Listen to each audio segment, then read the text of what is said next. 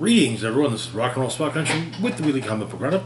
We've covered this week's X-Men books, as well as the new issue of Alien, and a couple offers from Boom Studios. Now it's on to the rest of this week's Marvel books, starting with Avengers number 55.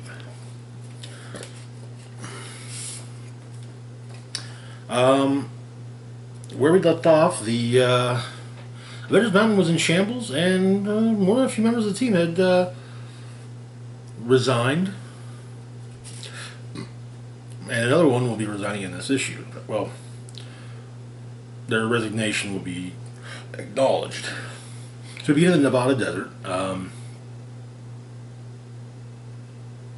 Nighthawk is constantly, basically he's constantly trying to outrun the dawn every night. He's got some LMDs that are driving his car, but they're falling apart. But he doesn't have the funds anymore to maintain the LMDs, and turns out he never did. But Nighthawk is stopped by a Quinjet with Black Panther aboard. They talk, and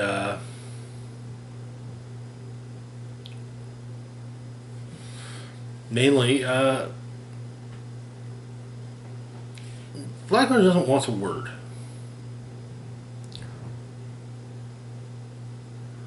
He's asked why he resigned as American ambassador to Wakanda, but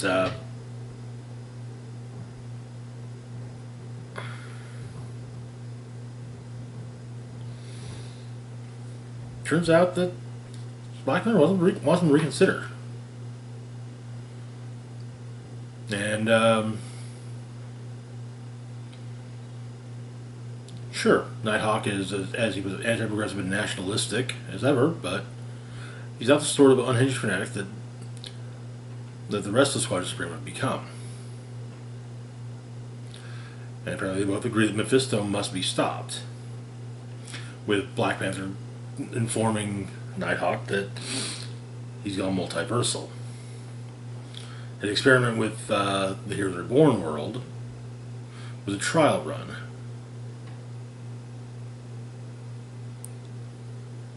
And it seems that and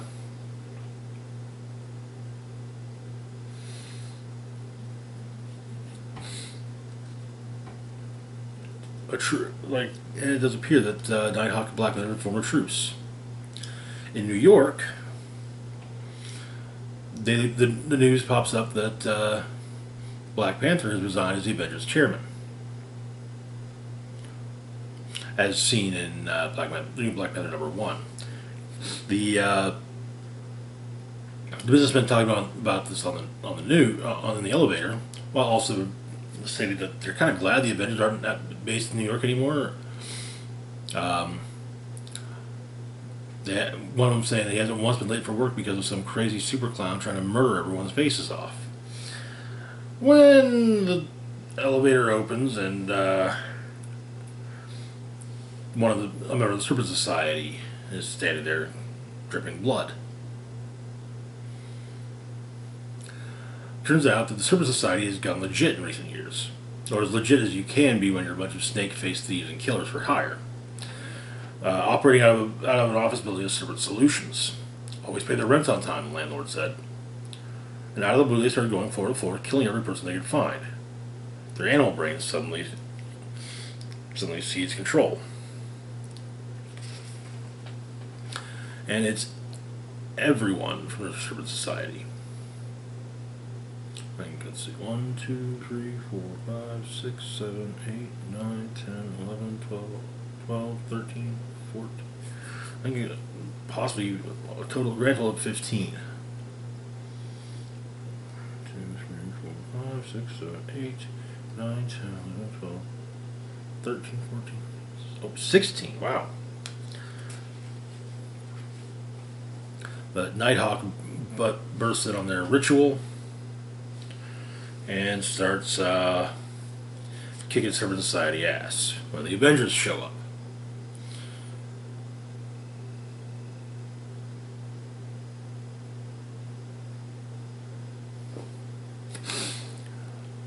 Seeing all the dead hostages, though, even Captain Marvel admits that this isn't their usual MO.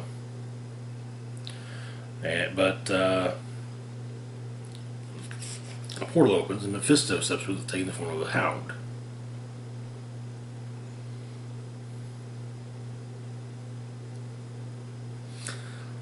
Which Nighthawk sees as a dog that needs to be put down, and well, Mephisto simply introduces himself as Kettle to, well, Pot.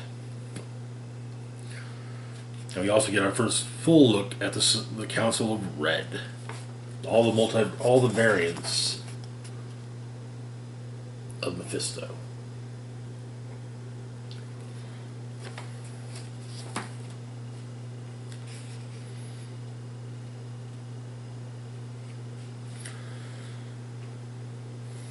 After Mephisto closes the portal and leaves, Captain Marvel states that they're going to need a lot more Avengers.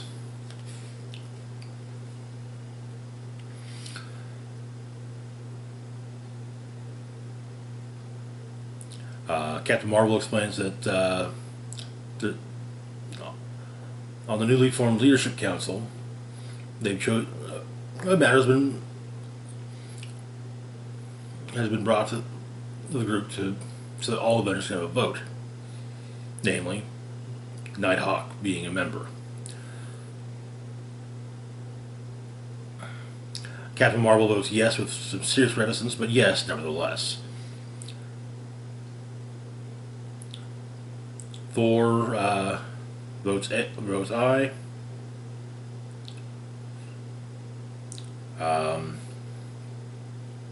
Blade states that Nighthawk needs this. He needs snow on him. He needs to see the fear in his enemy's eyes because it's the only way he knows who he is. So obviously, Blade likes him.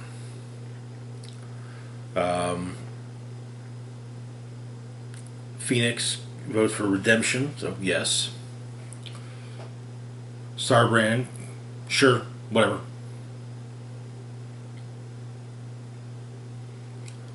Namor votes in favor. Valkyrie votes in favor. Cap votes in favor. And Iron Man votes in favor.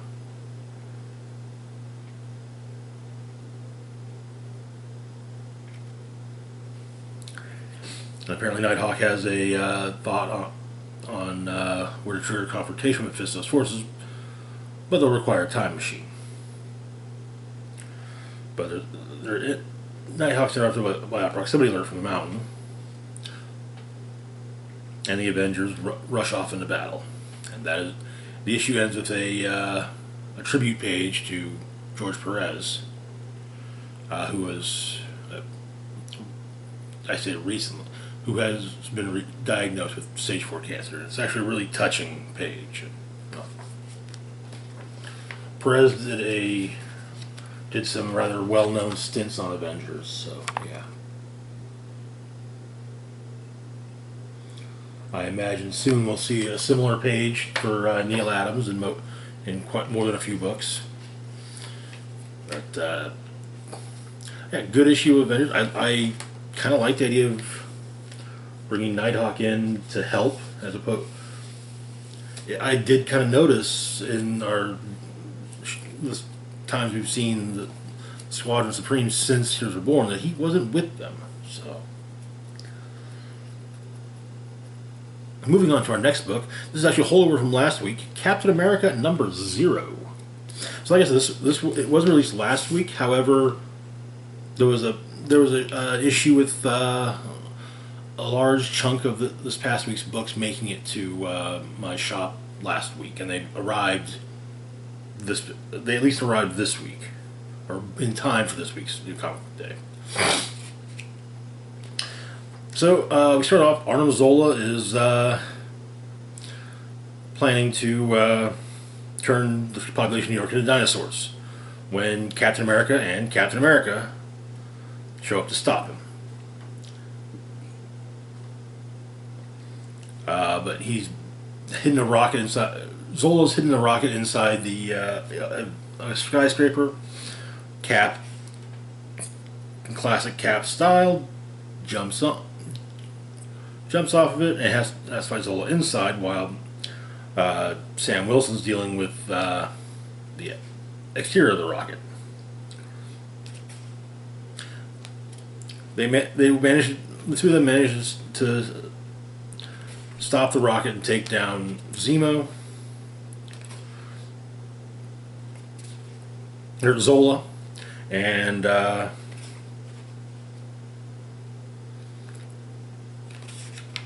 day is saved. With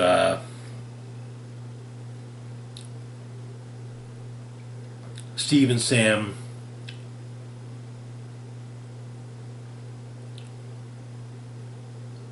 asking if should he,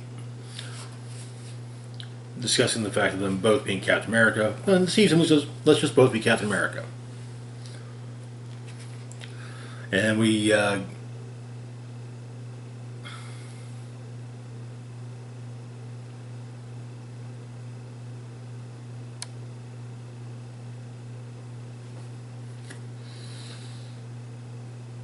got 2 pages setting up both Sam's new upcoming title and Steve's solo title. There appears to be a celebration in Harlem of Sam retaking Captain America mantle, but someone's watching and say that Sam could have been a great Wakandan, perhaps a better leader than this man's brother. Instead, he'll be torn to pieces, but who knows? Maybe Sam will win, and maybe Wakanda falls forever. And kind of just getting hints of what's to come for Steve. The Winter Soldier will be involved. This was kind of already set up at the end of the Devil's Reign Winter Soldier one shot. So, and the Captain America Symbol of Truth should be coming out sometime this month, with Sentinel of Liberty coming out in June. And that is where the issue ends. I like this. It's nice we're getting not just 1 but 2 new Captain America ongoings, and I appreciate the fact that Sam is being given the chance to be Cap again. Though, I mean, I'll be completely honest. Yes, it is because Sam Wilson is Cap in the MCU, but that's fine. If that's what it took to get Marvel to decide to put out comics with Sam Wilson's Captain America again, I'm all for it. Moving on to our next book, we've got Carnage, number 2. Where we left off, Carnage symbiote had taken a serial killer, the Artist, not so much hostage or prisoner, but with him while working on he tried on his journey of transformation. The Artist has been trying to call to Carnage, looking with a series of ritualistic murders in the hopes of bonding with the symbiote. Meanwhile, Detective John Shade has been investigating the Artist case and showed up on the scene of where Carnage took the Artist. About around the time that Carnage began pulling Hydro Man apart molecule by molecule. The whole thing is about transformation.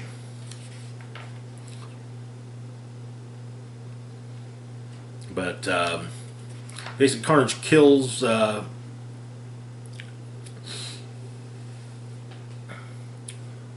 Hydro Man, and it creates a Nexus type thing that kind of tears apart Detective Shade.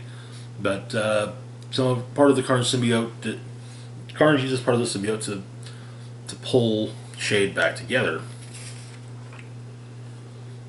and Shade wakes up in the hospital. It's explained 2 days in a coma. Explained he was found in a pool of water and blood and Carnage. He said he's trying to remember what's happened, but he sees part of the symbiote is there, and because of Hydro Man's involvement, the government's gotten involved. But Shade's getting memories from the symbiote. including some of the desires that kind of stuck with the symbiote from Cletus. And he escapes his hospital room.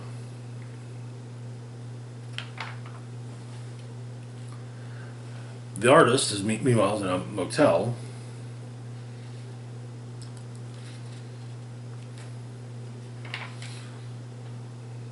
talking with the symbiote. The artist wants to know what what Carnage meant when he said to Detective Shade that the two of them were on a similar journey, which Carnage explained. To which Carnage explains that the artist is Shade's dark mirror. He looks into the glass hoping to see himself, and all he sees is the artist. Carnage simply gave the detective the ability to reach through the glass.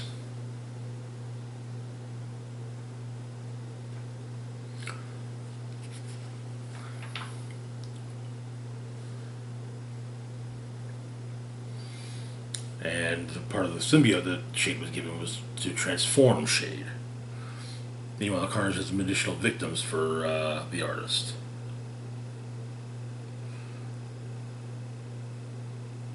Who still wants to be worthy of being the Carnage symbiote's host. And so they go on yet another ride-along.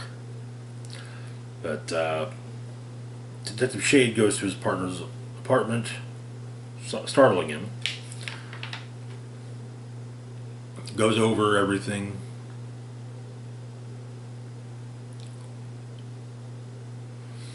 And but Shade explains he's trying to remember things that happened.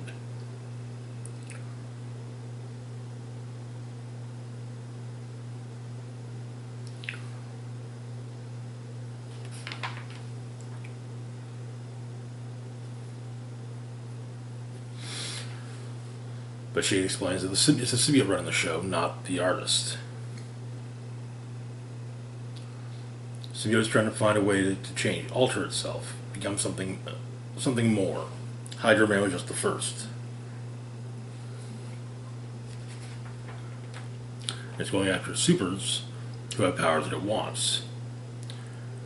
And apparently we see the ride-along that Carnage has taken the artist on is the symbiote going after the teleporting Spider-Man nuisance known as the Spot. And that is where the issue ends. The Spot has teleportation powers. Also, he can reach into the spots that make up his costume, I guess. Are portals, and for example, you could punch him and your fist would go into one of the spots and then come out through another one, potentially hitting you. But yeah. The Carnage series is definitely getting interesting so far. I'm fairly certain it'll continue to be interesting, but we'll see. Ram V is killing it, because that's what Ram V does.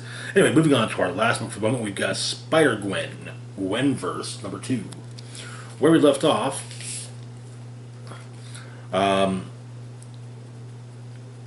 multiversal shenanigans had messed up Earth 65, and Gwen went to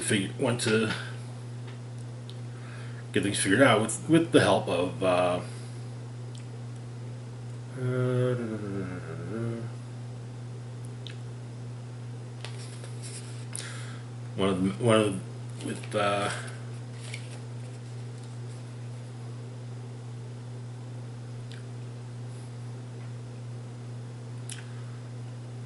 with the help of Spider-Zero.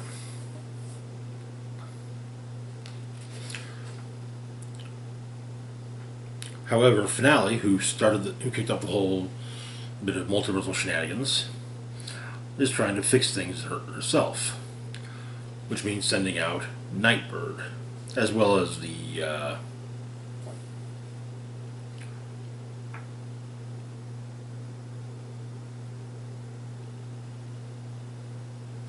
Terminal 6, led by Dr. Cephalopod. And but however, they arrived in 800 CE Norway, too late for to catch Spider-Gwen and Thor-Gwen. However,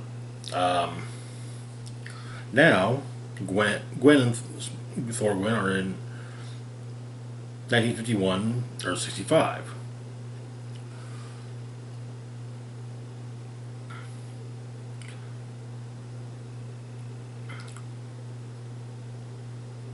And so,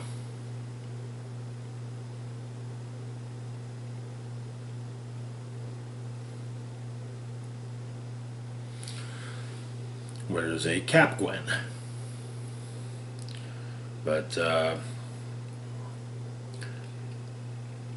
Cap-Gwen managed to replicate the super soldier serum that turned Samantha Wilson into Captain America before her disappearance, and became, well, Cap-Gwen.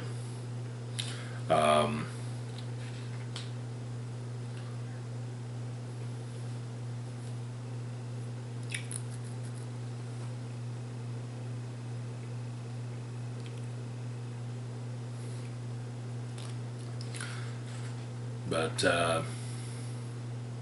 you get a fight between Thor-Gwen and Cap-Gwen, and they end up being pulled back to the present, where Thor-Gwen meets Web-Zero, and they have an idea of where to go to deal with the calendar. New York City.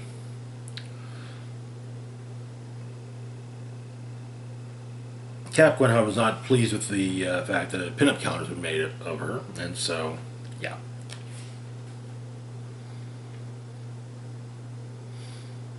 And is about to lay a beating on the guy who's profiting off this when Wolver-Gwen shows up.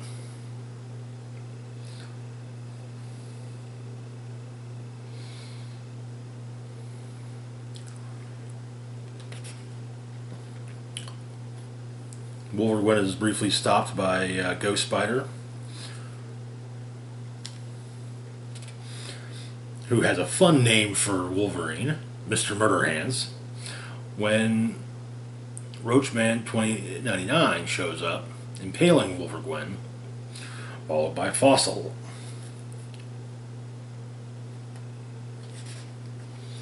The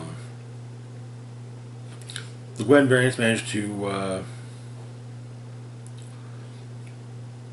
stop members of the Terminal 6,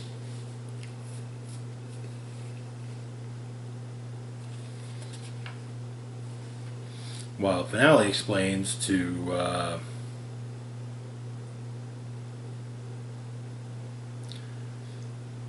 Irma, the start of her penultimate meme, her origin. We explains to Irma, not us, though. So the Gwen variants are back in the present, are all in the present. Meanwhile, on Earth, back in 1951,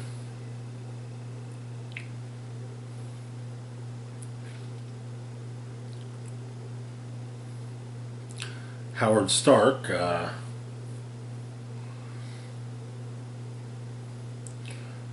young Howard Stark, is talking with, who was watching everything from a cracked open door with his friend Norman Osborn, who was injured. Swears that he's going to make things up to Norman. He's going to protect everyone. He's going to build a real suit of armor. And that is where the issue ends. Meaning that next up will be Iron Gwen. And that is going to do it for now. As always, feel free to like, share, and subscribe.